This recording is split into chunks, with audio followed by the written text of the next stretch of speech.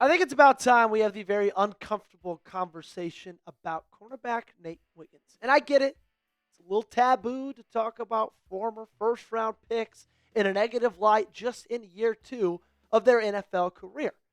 But like everything that I'm about to say, it's not out of hate. It's actually the opposite. It's because I believe in Nate Wiggins. I see the skill set that he has. I see the ceiling that he has. And I want him to play up to that ceiling, but so far, unfortunately, he hasn't. And we've got to talk about it because that's not good. That might be a big problem for Baltimore on Sunday. This past matchup against Green Bay, I thought was the worst game in his career. 7 times he was targeted, gave up 6 catches, 146 yards, and his longest catch given up on the night was a 35-yarder that he got absolutely cooked by Bowman. Look, I'm sorry, but that just cannot happen. I don't care if it was a double move.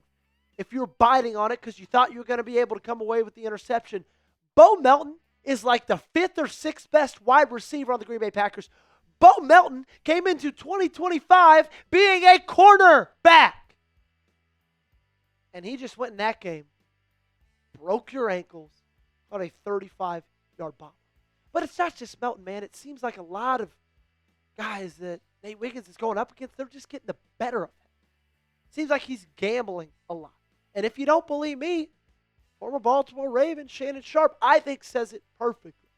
He says, explain to me how Nate Wiggins can run a 4.28 at the combine, play off coverage, and teams still get behind him. What good is gambling going to do? He can't catch the ball. He had an opportunity to seal the game last week against the New England Patriots. The ball hit him in the chest, and he dropped it. Why is he gambling? And I couldn't agree more, Shannon. I really, really couldn't. With the way this defense has operated this season, the last thing you need is a cornerback that's playing with a boom or bust mentality, right? And if you don't believe me that he's having a down year, did you know he's led 3rd most yards of any cornerback in football? He's not the only Raven on that list, though. Look at Marlon Humphrey right there in there at 5th. 788 yards Nate Wiggins has allowed in 2025. Marlon Humphrey, 676. Those two guys combined have given up over 1,500 yards through the year. And like additionally, when you struggle getting to the passer, when you have a bad pass rush, it is imperative that you have rock solid cornerbacks that can help you in the back end. Because every single quarterback that you play, every single time you're facing a guy, he's got the most time he's had to throw all season long, no matter who it is. Whether it's Drake May, Malik Willis, whether it's Aaron Rodgers, they got 1, 2, 3, 4, 5, and then they deliver a throw, right? Because you can't get to him. 29th in the league in sacks, 19th in quarterback pressures, bottom 3 in quarterback pressure rate. And so, yeah, it makes it even more important for guys like Nate Wiggins, Marlon Humphrey to be able to do their job. And maybe that's a reflection of why they've had such an off season. I'm sure pass rush gets better. Corners get better as well. But the pass rush not being great is not the reason that Nate Wiggins got broken down by Bo. I still believe in him, though. Do you still believe in him? I hope you should. He needs your support. He needs my support. Hit that thumbs up button. If you are still in the Wiggins camp, if you are still a Wiggins believer, let me know down below by hitting the like button. Now, the good news is you're about to face a team in the Pittsburgh Steelers that struggles throwing the football. It has struggled throwing the football all season, but especially over the past couple of weeks. Now, they didn't struggle throwing against you, but like we've talked about already, they're actually not going to have DK Metcalf in that football game. But, like, look what they've done passing the ball. 196 yards a game, 22nd. 5.9 yards per pass, 23rd. EPA per pass, negative 0.06. Bottom half of the National Football League. DK Metcalf absolutely torched you last time these two teams played. If you remember going into that game, there was the stat going around that in, like, what was it, Gage? It was like the last 7 games they played, they hadn't let up or they hadn't completed a pass of 20 or more air yards. And then the first play of the game, they go to DK Metcalf for like 55 yards. They completed like 3 or 4 of them just in that game alone. You said it a lot.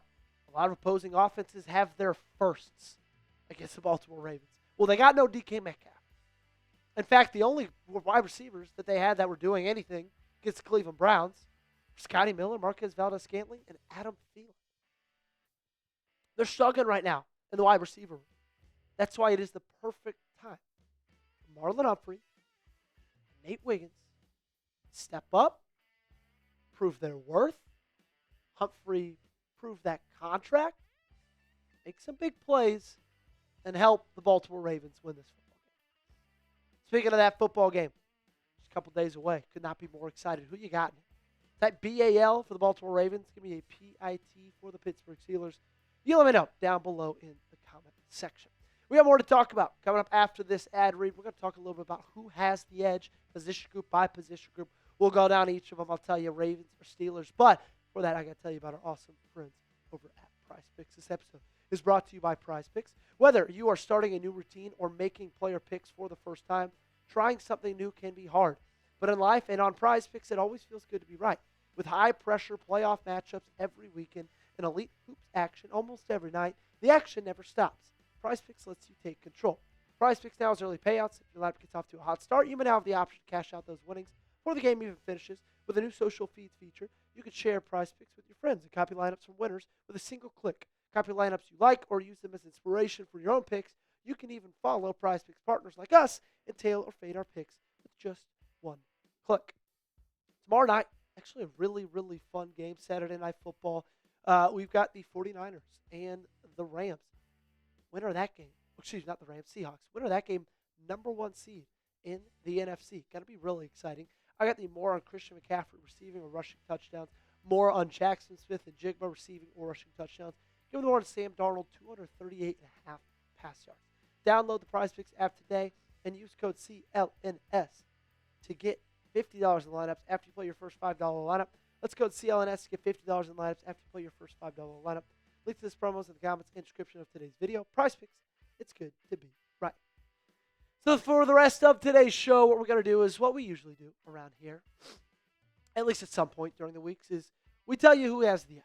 We're going to go down position group by position group, each sides of the ball, both of these teams. I'm going to tell you which of those I would favor, okay, over the edge. Start with the head coach.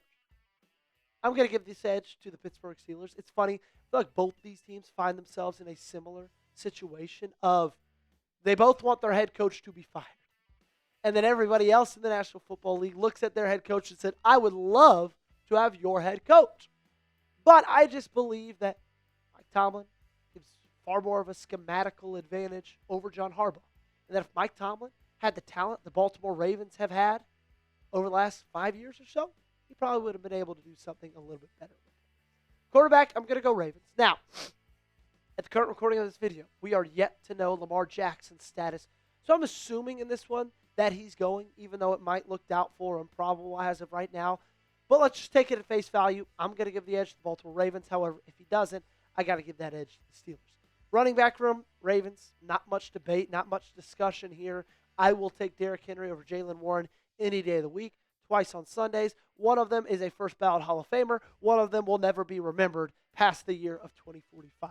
Wide receiver room, I'm going to give the edge to the Baltimore Ravens here, especially with DK Metcalf out. Like the Ravens, clear edge in that room. Offensive line, Steelers. This one will probably be debated by Steelers fans. Now, if the Ravens' offensive line plays like it did against the Green Bay Packers, then I will for sure keep all the praise I can back on the Ravens' offensive line. But we've kind of seen one strong game from them out of the last 16 we've seen prior. So I'm going to give the edge to the Steelers. Defensive line, I'm going to give the edge to the Steelers as well. Even without T.J. Watt, they got Highsmith, they got Hayward, they got guys who can cause some havoc. Linebacker room, I'm going to give the edge to the Steelers. I think last time we did this, I gave the edge to the Ravens because Teddy Buchanan was there, but he's not there anymore. So, because of that, give me the Steelers. Cornerback room, it's a push. We just spent the first 6 minutes of this video talking about how the cornerbacks need to step up. And they've got some good players there. Joey Porter Jr., obviously Jalen Ramsey as well.